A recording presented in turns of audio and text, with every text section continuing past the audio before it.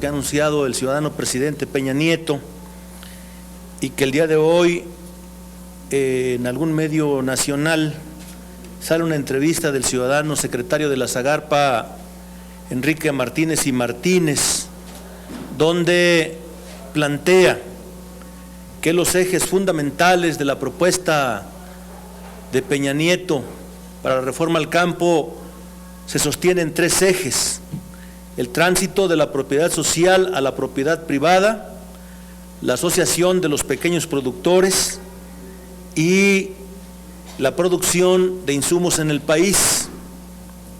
Leyendo puntualmente la entrevista del ciudadano secretario, la conclusión a la que llegamos es que tiene un desconocimiento pleno de la realidad que vive el país, tiene un desconocimiento pleno de la realidad que vive el campo y por supuesto, más bien al responder preguntas como el tema del Tratado de Libre Comercio, más bien parece un vocero de las transnacionales que han devastado el campo en México y no un vocero de los millones de compatriotas que están en el fondo del sufrimiento humano, más de 8 millones que son los que producen hasta 10 hectáreas y que están esperando con ilusión, están esperando con esperanza una reforma al campo que impulse la producción social de alimentos, ayude para que México sea autosuficiente alimentariamente hablando y regresemos a nuestra gente al campo para que viva de él y logremos así darle felicidad a las familias que han perdido a sus seres queridos por migración, porque no encuentran en el campo las respuestas para mantener a la familia. De las propuestas del ciudadano Martínez, tránsito de la propiedad social a la propiedad privada, evidentemente Enrique Martínez y Martínez desconoce que hoy el 80% de las tierras de riego se encuentran rentadas a grandes compañías productoras, agroindustriales, y que pareciera también que con lo que está diciendo que solamente el 3% del campo mexicano se ha transformado en propiedad privada, pareciera que está anunciando una nueva reforma al 27 con la intención de que se privatice el campo mexicano, que se generen los grandes latifundios y que desaparezca lo que se llama la producción social, es decir, que desaparezcan los pequeños productores que producen hasta 10 hectáreas. No estamos de acuerdo, por supuesto, con un planteamiento de esa naturaleza. También sostiene que la asociación de los pequeños productores, que el campo está pulverizado. Hemos hecho propuestas concretas al ciudadano Enrique Martínez y Martínez en mi calidad de presidente de Desarrollo Rural de la Cámara de Senadores, y en el Congreso de Políticas Públicas generó este texto en donde participaron más de 700 investigadores del país, avalados por la Universidad de Chapingo, por la Universidad Narro de Coahuila y por el Colegio de Posgraduados. Este documento se le entregó a Enrique Martínez y Martínez y es evidente que no le ha echado ni siquiera una ojeada por todas las cosas que dice en esta entrevista. ¿Qué se requiere para que el campo mexicano repunte? Bueno, primero que se le ponga atención a los campesinos y que busquemos cómo dejamos de hacer usura con el campo y les damos tasas preferenciales para que puedan producir. Ningún campesino va a poder producir si la Financiera Rural sigue otorgando créditos al 16%, con el 30% de garantías líquidas y con 0 plazos de gracia. El campesino todavía no arroja la semilla a la tierra, pero Financiera Rural ya le está exigiendo el primer pago, en el primer mes de vencimiento. Hemos platicado este tema con el ciudadano secretario y le hemos dicho que efectivamente se requieren tasas preferenciales. No podemos prestar más alto que lo que prestan nuestros hermanos centroamericanos, como el caso de El Salvador, que está prestando al 3%, como el caso de los caribeños, la República Dominicana, que está prestando con la misma tasa, y ya no digamos como el gigante brasileño, que tiene tasa cero para sus campesinos. Y en estos tres países, en ninguno existen lo que se llaman las garantías líquidas. Tampoco existe el no apoyar a los campesinos y les dan plazos de gracia, porque la producción de alimentos en estos países, como debiera ser en nuestro país, es de seguridad nacional. Cuando le preguntan a Enrique Martínez y Martínez que si el Tratado de Libre Comercio ha favorecido al campo, él dice que somos una clase mundial. Yo le quiero recordar a Enrique Martínez y Martínez que importamos el 95% de la soya que consumimos, que importamos el 80% del arroz que consumimos, que importamos el 56% del trigo y que importamos el 35% del maíz que consume este país. Yo no sé a quién se refiere con que tenemos productores de clase mundial, cuando tenemos, según la CEPAL, 60 millones de compatriotas en pobreza patrimonial, tenemos 30 millones en pobreza alimentaria, y tenemos de esos 30 millones el 10% son infantes. No se puede exigir educación de calidad si los niños no comen, y esa debiera ser la preocupación del ciudadano secretario, cómo produce alimentos. Y entonces el TLC, ¿qué es lo que ha logrado?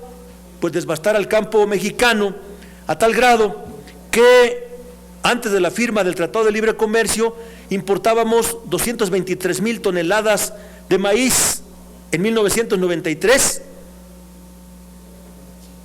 El año pasado importamos 11 millones de toneladas de este producto. Se ha multiplicado 50 veces la importación de maíz. Nuestra dependencia alimentaria ahora es alarmante. Imagínense, y Enrique Martínez y Martínez dice que al campo mexicano le ha ido bien, que tenemos productores de clase mundial.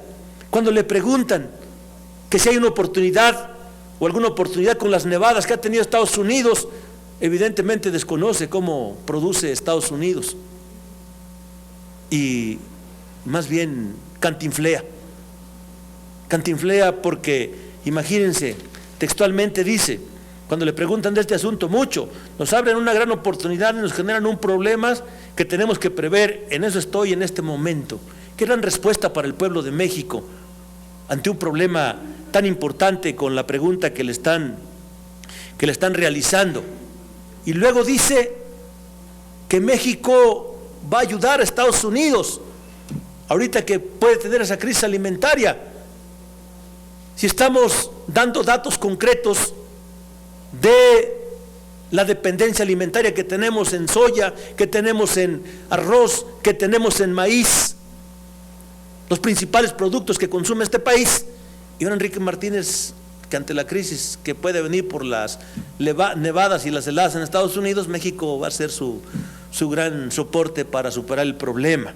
Enrique Martínez desconoce que en Estados Unidos ya cosecharon lo que tenían que cosechar, y también desconoce que la semilla que tiraron los gringos para que se dé el nuevo ciclo agrícola es como si la metiéramos en una congeladora, y ahora que salga el sol, esa semilla va a nacer con mucha fuerza y le va a seguir produciendo granos a Estados Unidos para que se los siga vendiendo al precio que quiera México, y sigamos teniendo esa situación de la dependencia alimentaria. En el problema de la caña de azúcar, que es un asunto que dio mucho dolor de cabeza a los productores en este año que acaba de terminar, Enrique Martínez y Martínez dice que es un problema solamente de la oferta y la demanda. Yo le quiero recordar a Enrique Martínez y Martínez que cuando se firmaron las cartas paralelas del Tratado de Libre Comercio y México aceptó acotar su producción de caña de azúcar y sus importaciones en la medida en que nosotros les damos caña de azúcar, les vendemos caña de azúcar, pero ellos nos importan alta fructuosa. Tenemos que revisar el Tratado de Libre Comercio, que debiera de ser una de sus propuestas fuertes para que esas cartas desaparezcan y México tenga libertad para exportar su azúcar hacia donde quiera. Vemos que la propuesta de Peña Nieto no la dan a conocer por ningún lado, como tampoco dieron a conocer en su tiempo la reforma energética.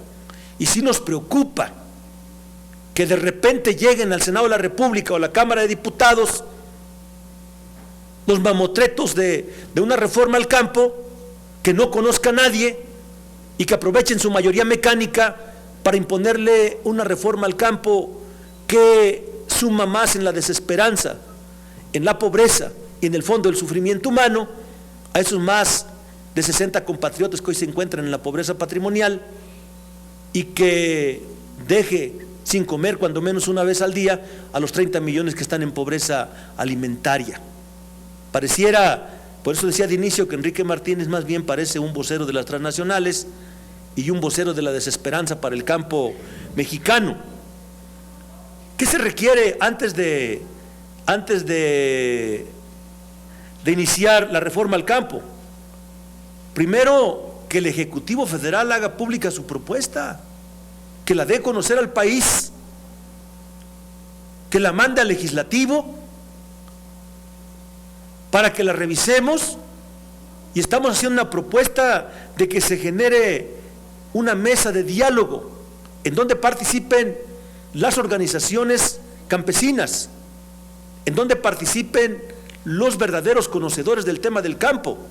Me estoy refiriendo a los científicos y a las universidades que tienen que ver con este tema, en donde participen los legisladores de manera directa, las comisiones de Agricultura y las comisiones de Desarrollo Rural, tanto del Senado de la República como de la Cámara de Diputados, y por supuesto todas las comisiones de Desarrollo Rural de los congresos locales. El tema del campo no es un tema de una sola persona, dígase presidente Peña Nieto. El tema del campo es un problema para todo el país, porque el campo requiere ser el gran productor de alimentos. Una segunda situación es que necesita el presidente Peña Nieto emitir ya la reglamentación de la actual Ley de Desarrollo Rural Sustentable, en donde se está incurriendo en una grave omisión a no cumplir con el artículo 6º transitorio de dicha ley, promulgado el 3 de diciembre del 2001, donde se otorga un plazo de 180 días para emitir los reglamentos respectivos. Al respecto, solo se ha reglamentado parcialmente dicha ley, provocando así un severo daño al obstaculizar la aplicación de la ley, inclusive al emitir reglas de operación de nuevos programas que deberían estar alineados con el mandato de la ley y que no se aplican plenamente por la carencia de este reglamento. Es decir, del 3 de diciembre del 2001 a la fecha, estamos hablando de que han pasado 12 años y que en esos 12 años ni Fox, ni Calderón, y ni el año y meses que lleva de mandato Peña Nieto se han preocupado por crear el reglamento para hacer operativa la Ley de Desarrollo Rural Sustentable. Otra omisión muy grande que tiene el gobierno de Peña Nieto, y que no se puede hablar de la reforma al campo, es si no se emite el programa especial concurrente del sector rural para el periodo 2013-2018, que debe de haberse promulgado en el mes de noviembre pasado. Es decir, ¿cómo ir a una reforma al campo con estas omisiones gravísimas que está cometiendo el gobierno de Peña Nieto? En ese sentido, estamos convocando pues a Peña Nieto a que formemos esa mesa. Estamos firmando un documento por organizaciones sociales, legisladores tanto locales como federales, por las universidades que ya mencionamos, en donde le estamos pidiendo a Peña Nieto que no vaya a cometer la barbaridad de querer imponer una reforma. porque eso generaría una crisis social y una ingobernabilidad en todo el país. El problema de las autodefensas en México no solo es por el problema de la seguridad, es producto del hambre que galopa a lo largo y ancho de nuestro país. ¿Cuál es la realidad que tiene nuestro país en este momento? ¿Y cuál es la propuesta que le estamos haciendo al ciudadano Peña Nieto y que se le hemos hecho llegar a partir de diferentes documentos, y reitero, a través de este libro, en donde le estamos diciendo la situación del país? Todo el mundo la conoce porque él mismo la comenta y la acepta. ¿Por qué impulsa su cruzada contra el hambre? Porque reconoce que tenemos un porcentaje altísimo de compatriotas con el problema de pobreza y con el problema de pobreza alimentaria. Según la CEPAL, el mes pasado dio a conocer sus últimas cifras y dice que México es el único país en donde no se ha detenido el incremento de la pobreza.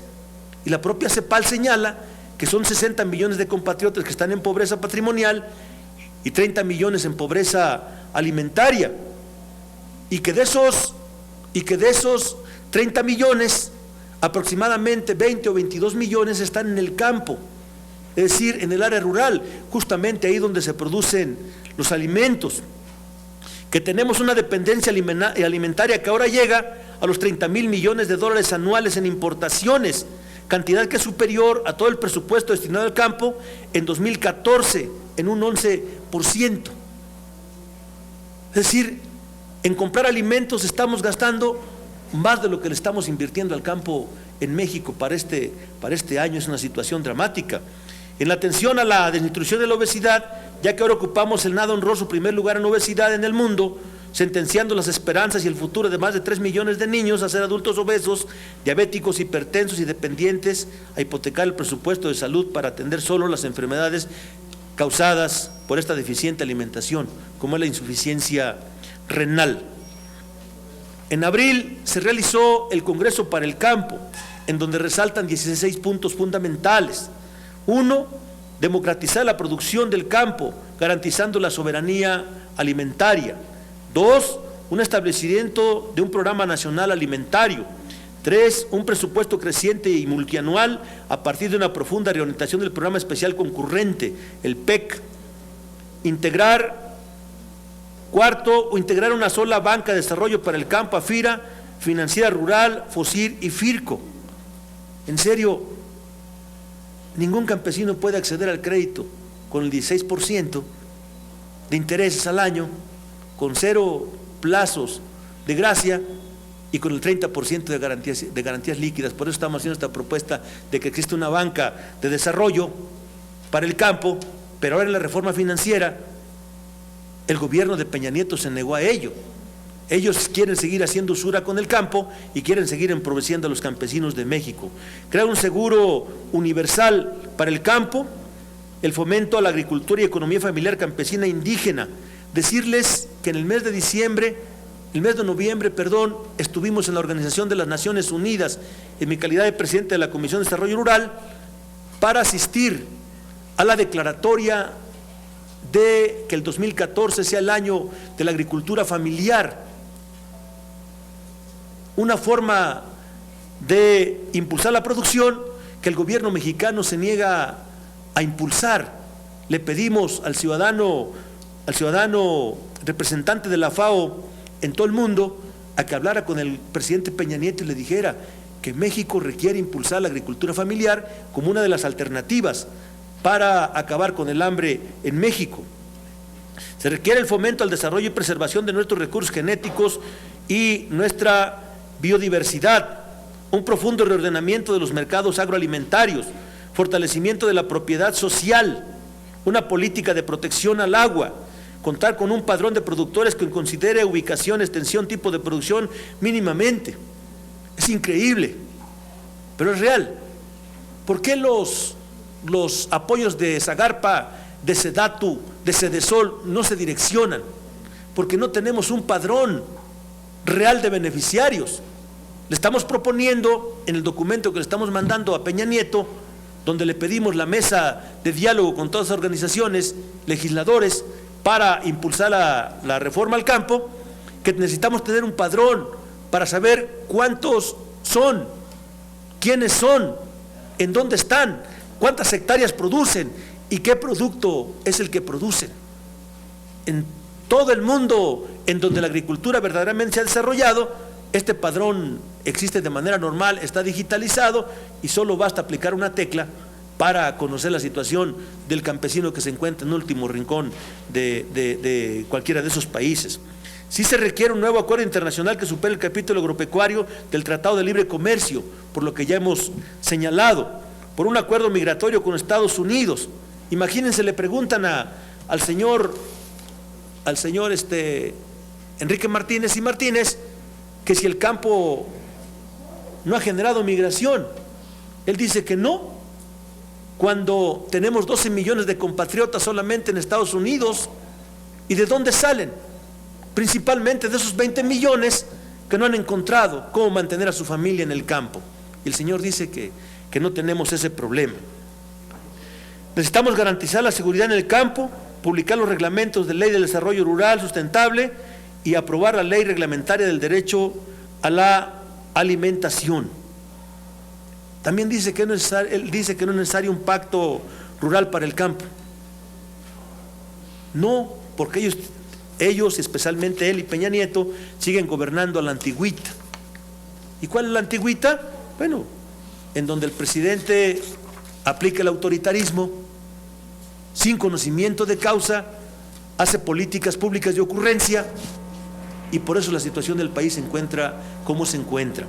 Sinceramente, desde la Comisión de Desarrollo Rural y con todas las gentes que hemos platicado, decirles que he recorrido 14 estados de la República hablando con productores de todos los órdenes y todos coinciden en lo mismo.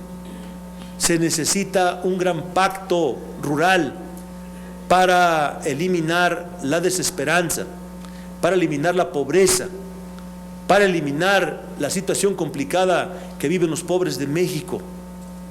Y ahí debería de abocarse el señor Martínez como responsable de la producción de alimentos en México y no andar diciendo cosas que contravienen cualquier razonamiento lógico para acabar con el hambre en México.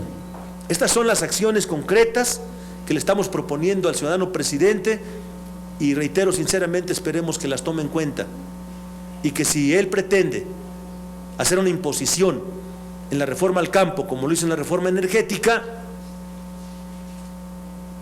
solamente que revise qué pasó en 1910, cuando los campesinos estaban pasando por una situación menos peor quizá que la que estamos viviendo ahora en el 2014. Por su atención, muchas gracias. Si hubiera pregunta, con todo el gusto las contestamos. Tenemos preguntas, senador. Sí. Jorge Franco, de 724. Buenos días, senador. Sí, Jorge. Quisiera saber si cabe la posibilidad, ante la tardanza del gobierno federal de presentar su estrategia de reforma del campo, que el PRD presentara su propia estrategia, a lo mejor impulsarla aquí a través del Senado. Si ya tienen algún plan, bueno, en segundo lugar, si ya tienen algún plan para contrarrestar esta dependencia alimentaria de la que usted está hablando. Y por último, si cabría la posibilidad de, a través de algún punto de acuerdo o a través de un llamamiento, esta cuestión de la tasa tan elevada que se le cobra a los campesinos, que bueno, llama la atención que en Brasil es del 0%. Primero decirle que como PRD estamos tomando en cuenta absolutamente a todas las organizaciones campesinas, con excepción de la CNC, por la afiliación que tiene. Incluso el evento de Veracruz, pues flaco favor le hacen al presidente organizando un evento con los que ya coinciden con él. Debieron de haber hecho un evento con todos los que no coinciden con él para que le platicaran sus asuntos, cómo ven ellos que podemos solucionar el problema del campo y no llevar aplaudidores solamente esos eventos, ojalá y los elimine el presidente. Hicimos un congreso, lo decía, de políticas públicas para el campo en abril del año pasado y esta es la propuesta que le vamos a hacer al país y que ya se la entregamos al propio presidente, ya se la entregamos al ciudadano secretario de Zagarpa, ya se la entregamos al secretario de Gobernación, ¿sí? Y como PRD, por supuesto que retomamos lo que los que conocen dicen que tenemos que hacer para sacar adelante al campo. Tenemos otra pregunta de Jaime Contreras en Cadena 3. Senador, buenas tardes. Coméntanos, por favor, 3 cosas. Una, con respecto a la idea de que a partir de febrero se va a rehacer, se va a reestructurar el TLC completo. Hay una reunión entre Peña Nieto, Harper y Obama, proyectada precisamente aquí en este país sobre el punto. En el campo, concretamente, más allá de lo que estás comentando aquí, con respecto a la relación trilateral, ¿qué es lo que ustedes buscarían proponer, senador? 2, eso tiene que ver también con la seguridad. Veo que es marginal el planteamiento que haces sobre el campo y la seguridad, más aún ahora con tanta autodefensa y tanta problemática, y aún el efecto cucaracha que pudiera darse presuntamente si van hacia Michoacán. ¿Qué pasará con Hidalgo? ¿Qué pasará con el resto de las entidades vecinas y circunvecinas?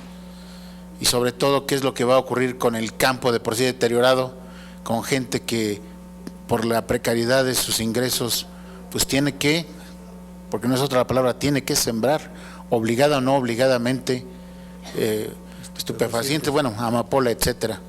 Y lo tercero, senador, bajo ese criterio, ¿no piensan que, como tú acabas de decir, este caldo de cultivo que se puede generar en todo el país, similar, señalas, a 1910, está al borde ahora con otra vez los guerrillas, otra vez el campo olvidado, otra vez Chiapas 20 años después?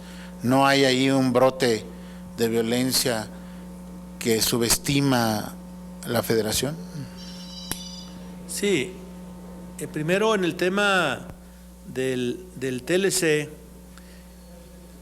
de las situaciones, déjame decirte que estuvimos en una reunión interparlamentaria México-Estados Unidos en el mes de octubre, y la verdad los senadores de Estados Unidos no los vimos con mucho ánimo de revisar el Tratado de Libre Comercio. Es un tema que pusimos en la mesa, sobre todo por los problemas que tenemos en México con la agricultura, en especial el capítulo que tiene que ver con la agricultura en México, en donde imposible competir. Este hombre dice que solamente es el problema de la tecnificación, que por eso no podemos competir con los gringos ni con los canadienses. No podemos competir con ellos porque allá subsidian de manera importantísima la agricultura, y en México, en lugar de subsidiarla, se les castiga ofreciéndoles créditos que son imposibles que accedan a ellos. Es decir, el campesino pobre de este país, te estoy hablando de esos más de 8 millones que producen hasta 10 hectáreas, esos no tienen ninguna posibilidad en México, cuando pueden ser la gran salida para solucionar el problema del hambre en nuestro país. ¿Quiénes son los que sí se ven beneficiados? Pues los agroindustriales. Ellos sí se ven beneficiados, y por eso en el Tratado de Libre Comercio tenemos que revisar este tema de manera concreta. Hablaba de las cartas paralelas, en donde México acota su posibilidad de exportar en la medida en que te vendo azúcar, me vendes fructuosa, y entonces hay un acotamiento ahí. Tenemos que eliminar estas cartas para que México pueda exportar sin ningún problema, a donde quiera, con quien quiera y a la hora que quiera. ¿Sí? Entre otras cosas que se tienen que tratar en el Tratado de Libre Comercio, en esta plática que van a tener Obama y Peña Nieto, si realmente queremos revertir el problema que ha generado el TLC en el campo. En el tema que tiene que ver con la seguridad, evidentemente, platicaba ayer o antier con el ciudadano secretario de la SEDATU, el licenciado Jorge Carlos Ramírez Marín, y él hablaba de que a través de algunos incentivos podremos solucionar el problema y que el problema de las autodefensas era solo un problema por la inseguridad. Pues yo decía, pues discúlpeme, pero el gran caldo de cultivo para que se genere inseguridad en este país, pues es precisamente la terrible pobreza que vive el pueblo de México. Al no encontrar satisfactores para la familia, el jefe de familia los busca donde pueda, como pueda y con lo que se pueda. Y en consecuencia, muchos se enrolan con la delincuencia organizada y muchos siembran efectivamente estupefacientes para satisfacer el problema de darle de comer a la familia. ¿Existe insurgencia a partir de la pobreza? Es natural. Revisemos cuáles son los antecedentes de cualquier revolución.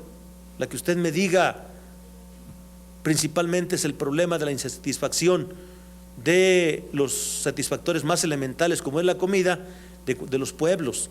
México tuvo ya esa revolución en 1910 y el antecedente ahí está. Si revisamos, altísima marginación, revisamos pobreza extrema, revisamos insalubridad por todos lados, revisamos analfabetismo a todo lo que da, es decir, toda una serie de elementos que se conjugan y que el pueblo hacen que ya no aguante y entonces revienta teniendo insurgencia. Por eso decía, si esta reforma al campo se le impone al pueblo de México para fortalecer a los agroindustriales, se le impone al pueblo de México para fortalecer a los que más tienen, entonces yo sí lo digo con preocupación, la salida que el pueblo busque puede ser hacerse justicia por su propia mano y lo podemos evitar si el gobierno es consciente e impulsa políticas públicas que realmente ataquen el problema de la pobreza y impulse también la producción social de alimentos.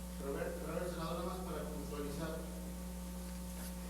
¿sí puede darse el efecto cucaracha con lo que anunció ayer Osorio? Sin duda. ¿Eficaz o ineficaz lo que está haciendo? No, sin duda.